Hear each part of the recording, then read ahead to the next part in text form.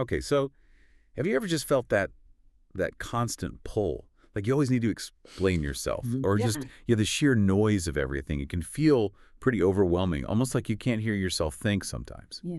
Today, we're going to dive into something that pushes back against all that noise. It's about the real power you can find when you intentionally focus inward and embrace silence. Yeah, it's about reclaiming your own space, really. And what's interesting about this deep dive is where the ideas came from. We've Yep. been digging into an English learning podcast, believe it or not, an episode called Focus on Yourself and Stay Silent. Right. Sounds specific, but Exactly. But while it started as a language tool, the core ideas are, well, they're incredibly relevant for anyone. Anyone looking for a bit more clarity, maybe some resilience, a stronger sense of self. absolutely. So our mission here is to pull out the key takeaways from that source, to show how, being still and focusing on yourself, not selfishly, but in a self-preserving way, can really change things. This deep dive is for you, our listener. We want to give you those sharp insights, those aha moments, without burying you in information. So let's start with this common feeling, this idea that everyone's watching us, like there's a spotlight following our every move, right? The spotlight effect. Yeah, like we're constantly on stage performing for some invisible audience that's judging everything. But is that actually true? That's the big question the source pushes us to ask. How much of that is real and how much do we just kind of imagine? Because the revelation here, and it's quite liberating, is that most people, they're way too wrapped up in their own stuff to be analyzing your every move. They really aren't watching as closely as we think, or maybe as we fear. That's this Yes. weird stage we build in our heads. Yeah. You wake up thinking, oh, what will they think if I do this? Or what if I mess up? We end up choreographing our lives for an audience that's mostly preoccupied. The source had that great example, didn't it? The person at the gym. Oh, right. Convinced everyone was critiquing their form. Yeah. Only to realize later on, and this is a quote, nobody cared. Everyone was focused on themselves. That hits home, doesn't it? It's humbling, but also incredibly freeing. It really is. And that's where the shift happens. When you stop putting energy into explaining, into defending, when you really turn that focus inward, that imagined spotlight just sort of fades because you stop powering it. You realize the stage was only in your mind, Yeah. and you can just step off, live your life instead of performing it. Precisely. So silence in this context, it isn't about disappearing. It's about becoming present for yourself. Finally hearing your own voice without all that imagined judgment. Makes you think, doesn't it? Mm. How much of your energy gets sunk into worrying about this imaginary audience?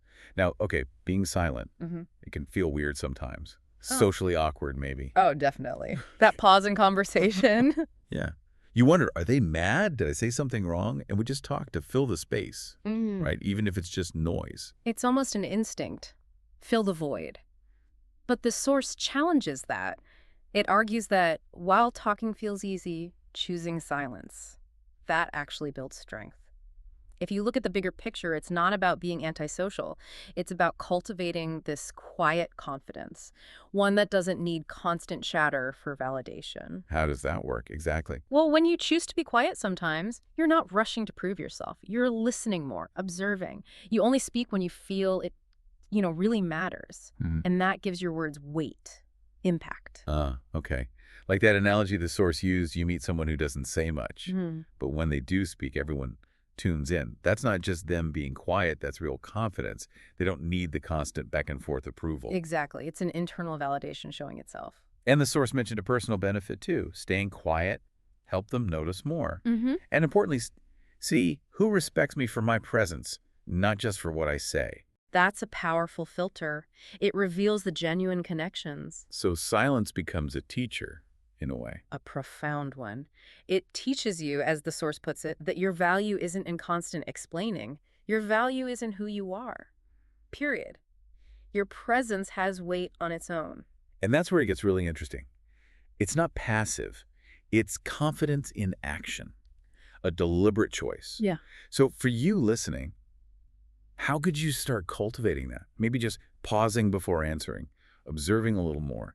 Imagine that shift. Okay, beyond inner strength, there's a very practical side of this. Silence actually protects your energy. Yes. And let's be honest, who doesn't feel drained sometimes? We could all use more energy reserves. Definitely. The source is great on this identifying energy drainers, not bad people necessarily, but folks who consistently only come to you when they want something. Right. Advice, an ear for complaints, maybe just attention. And the interaction feels very one way. It leaves you feeling depleted. Oh, I know that feeling. The source nailed it. After talking to them, I feel like I've lost all my energy. Just completely drained. Yeah. And we fall into that trap, don't we? Explaining why we can't help, justifying our boundaries. When sometimes silence is the boundary. It acts like a shield, as the source says. You don't have to get into the whole proving, defending, justifying loop. Sometimes, honestly, a simple no or even quiet distance is enough. That preserves your energy. It really drives home that idea. Not everyone deserves access to your energy. Your peace, your focus, that stuff is precious. Absolutely. And silence is a powerful, maybe underused tool to protect it. So for you listening, who or what tends to drain your energy? Could silence be part of the solution? And this connects directly to handling conflict, right? Protecting your energy means not getting sucked into unnecessary drama. Exactly. The source has a great line. Drama only survives when you give it attention. Makes sense. Because think about it. Drama lives on reaction. If you jump in arguing, defending, you're just feeding the fire. You give it the energy it needs. Right. But if you stay silent, withhold that reaction, the drama starves. It just fizzles out. No fuel. The source had that anecdote, right? Someone made a nasty comment. And instead of biting back, They just stayed quiet. And boom, the argument ended before it even started. The relief in that. that's real strength. It feels counterintuitive sometimes, but often the best response is no response. It's not weakness, it's control. Knowing when not to engage. That's wisdom. And this applies to our goals too, which I found fascinating. Yeah, the idea that talking too much about plans can drain the energy to do them. Exactly. The source said, whenever I talk too much about what I plan to do, I lose some of the energy to actually do it. That's like you spend the energy on the telling, not the doing. It's an interesting psychological point. Keeping goals quiet lets them grow strong without outside pressure, because external input, even positive hype sometimes, or definitely criticism, can mess with your motivation, introduce doubt. Yeah. So the advice is simple: talk less, move more, let the actions speak. So what's the takeaway for you, our listener? Could less talk and more quiet focus help your goals take root and actually happen? Give them that protected space. Okay, let's talk about growth. Personal change, it's not always easy, especially for the people around us. No, it really isn't. The source points out, sometimes when you start focusing on yourself, people around you don't always take it well. You hear that phrase, "you've changed," and it doesn't always sound like a compliment. Right. Because growth often makes people uncomfortable. It shakes things up. It changes the dynamics they are used to. But the truth is, you're not supposed to stay the same forever. Change is natural. It's necessary, actually. And silence plays a role here too, doesn't it? Protecting that emerging self. Yes, it protects the new you. Because, let's face it, not everyone is meant to walk with you in every season of life. And that's okay. It's not about being mean or cutting people off necessarily. No, not at all. Outgrowing people isn't selfish. It's just a sign of growth. You don't owe anyone the past version of you. You're allowed, you need, to protect the person you're becoming. Silence can be part of creating that safe space for transformation. And all of this shifting focus, protecting energy, allowing growth, it leads somewhere profound. When you stop the constant explaining and defending, the source says something changes inside. And that change, it's simply called peace. And it's a particular kind of peace. True peace is quiet. You can almost see it in people, how they carry themselves. Yeah, like a settledness. Exactly, even in their eyes. Their silence actually speaks louder than noise. It communicates this inner calm, this strength, without needing a single word. So, thinking about all this, what stands out to you? How could embracing your own growth and the quiet peace that can come with it change how you see yourself in your relationships? So wrapping this up, this deep dive has really shown that silence isn't emptiness.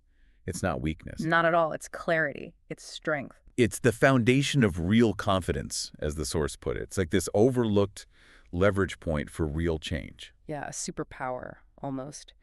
Shifting that spotlight, building quiet confidence, protecting your energy, embracing your evolution. These aren't complex strategies, but they are powerful. They really can lead to a life with more peace, more self-awareness. And we'll leave you with this final thought to mull over. Yeah. Straight from the source material. True peace is quiet. People may not always understand it, but they will always feel it. Okay. So, what will your silence speak? Until next time.